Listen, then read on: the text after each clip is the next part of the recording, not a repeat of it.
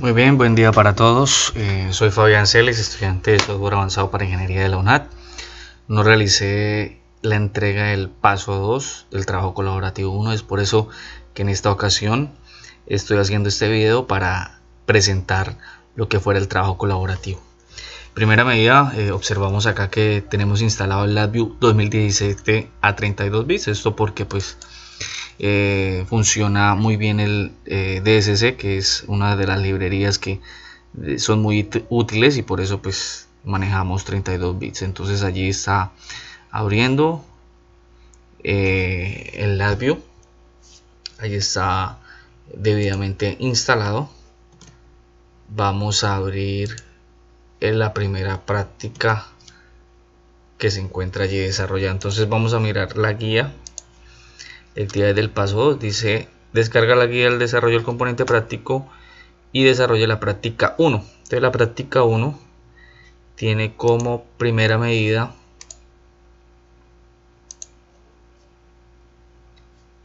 realizar un instrumento virtual que capture un valor numérico entero y a partir de él genera un número aleatorio entre 0 y dicho valor. Entonces aquí lo tenemos, aquí está para ingresar un número y él me va a ingresar un número aleatorio, como lo hicimos con un random por dentro de una for loop, que es una estructura que me va a seguir una secuencia que va a hacer un cambio según lo que tenemos acá de 1000 milisegundos, es decir, cada segundo va a ser cambio de la salida, y que según lo que me muestra en este sector va a repetirse 50 veces esta operación.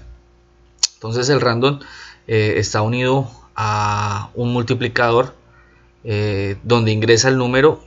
¿Por qué este multiplicador? Porque este byte entero me va a permitir que, como aquí sale un número de 0 a 1 en decimal multiplicado por el número que ingresa, este byte entero me va a dar en la salida un número entero que va a ser de 0 a 10, en este caso que es el ejercicio. Entonces vamos a correrlo, lo corremos, vamos a ingresar un número allí, por ejemplo el 5. Empezamos a ver que los números aleatorios muestran números de 0 a 5 sin pasarse de allí. Si ahora lo cambiamos a 10, el número aleatorio va a ir de 0 a 10. Entonces ya vemos el 6, el 7, el 6. Muy bien, este sería el funcionamiento de la primera actividad de la práctica 1. Vamos a ver en este caso, vamos a pararlo, muy bien. Vamos a ver el otro ejercicio, en este caso el paso 2 de la misma práctica. Eso es, muy bien. Entonces encontramos que nos piden lo siguiente: ingrese el valor de los ángulos de un triángulo, determine si es factible construirlo a partir de dichos valores y si ese triángulo corresponde a un triángulo isósceles, escaleno o equilátero. Entonces tenemos lo siguiente: tenemos un lado A, lado B, lado C, la posibilidad allí de incluir los valores, una salida que va a ser el tipo de triángulo, bien sea isósceles, escaleno o equilátero, o en su defecto error, en caso tal de que no se pueda colocar allí un tipo de triángulo. Y lo mismo en esta leyenda, vamos a tener acá en el diagrama de bloques lo siguiente: están las tres entradas, el lado A, el lado B y el lado C, donde aquí a través de una operación sumatoria que no puede ser mayor a 180 o igual a 180, esto con el fin de cumplir con la ley de que todos los ángulos del triángulo deben sumar 180. Muy bien, entonces van a haber dos posibilidades: ángulos correctos, que me va a aparecer en la sección del triángulo, o error en los ángulos. En caso tal de que, bueno, colocamos acá un select, y bueno, estos son unas entradas de string, de leyendas, en este caso ángulos correctos donde sume 180, y error en los ángulos cuando sea falso. Entonces, si es correcto, va a ir aquí a una estructura case, En el caso de que sea verdadero, vamos a tener las siguientes operaciones. Si todos son iguales, es decir, si A con B es igual y B y C son iguales, y aquí tengo la operación igual. Entonces, en este caso, si me suman 180, va a seguir la operación. Si no suma, me va a colocar un error aquí en la salida del triángulo. Muy bien. Ahora, seguimos con el verdadero. Ahora, si los tres suman, son iguales, perdón, es decir, A con B es igual y B con C también, se cumplen las dos opciones, vamos a tener que va a ser un triángulo equilátero. En este caso, pues va a ser la salida que se va a encontrar en la parte del tipo de triángulo. Si es falso, suman 180 pero no son iguales, aquí va a seguir nuevamente con la operación. ¿Qué me dice? Que A y B son iguales y que B y C son iguales. Acá tengo una compuerta XOR, es decir, las compuertas XOR se cumplen cuando alguna de las dos es verdadera. Cuando alguna de estas dos es verdadera, que A y B es igual o B y C es igual, me va a seguir a una verdad que sería un triángulo isósceles.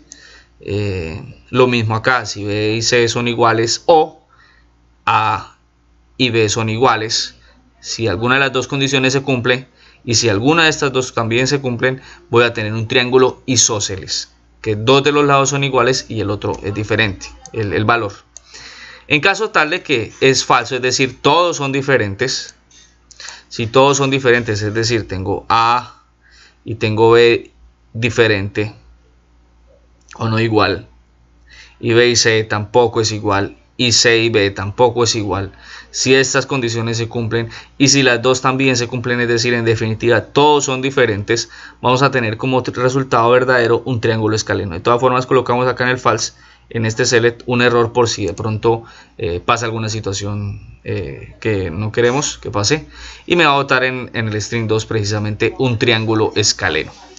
Esta sería la estructura en diagrama de bloques. Ahora vamos a ver un ejemplo. Por ejemplo, coloquemos en el caso de que tengamos todos diferentes, 80 y 60, 140 aquí y 180. En ese caso vamos a correrlo, un triángulo escaleno, cumple con los 180, pero tenemos todos diferentes.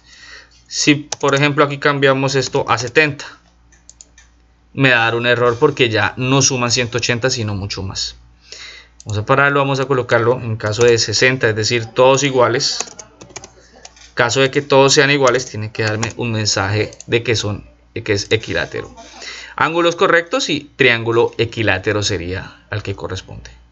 Ahora coloquémoslo de que el lado B y el lado C son iguales, pero el lado A es de 80.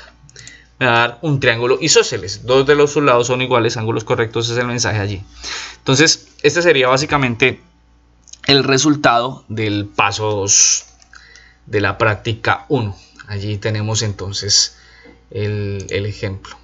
Ahora también me pide el mensaje, el problema a resolver, que sabemos que es del juego de cartas, en la cual nos piden el ítem a resolver: descripción de la idea, algoritmo o texto explicativo. Entonces la respuesta: para realizar el problema planteado requerimos diseñar el panel frontal simulando un juego de parejas.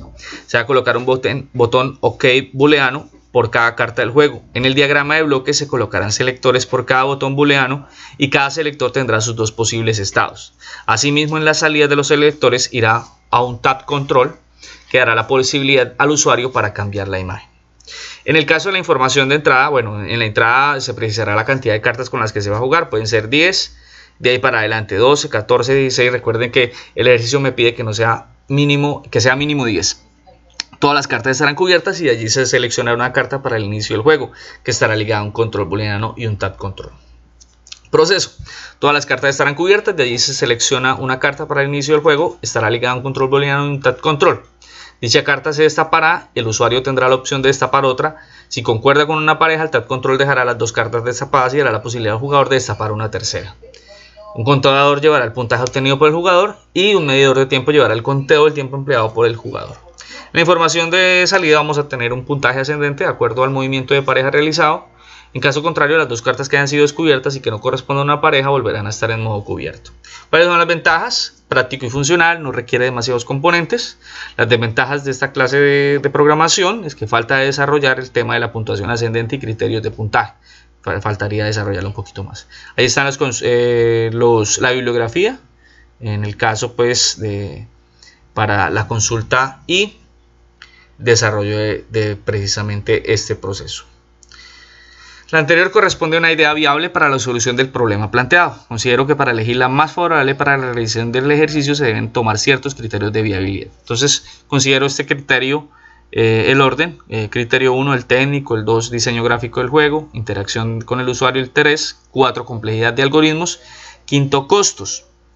Y pues este sería básicamente lo que me solicitan en la práctica 1 y la guía de actividades del paso 2 del trabajo colaborativo. Espero con esto haber resuelto todas las inquietudes. Muchas gracias por su atención. Recuerden, esta actividad la hago para recuperación del trabajo colaborativo 1, paso 2 de la materia software avanzado para ingeniería. Estuvo con ustedes Fabián Celis. Muchas gracias. Hasta la próxima.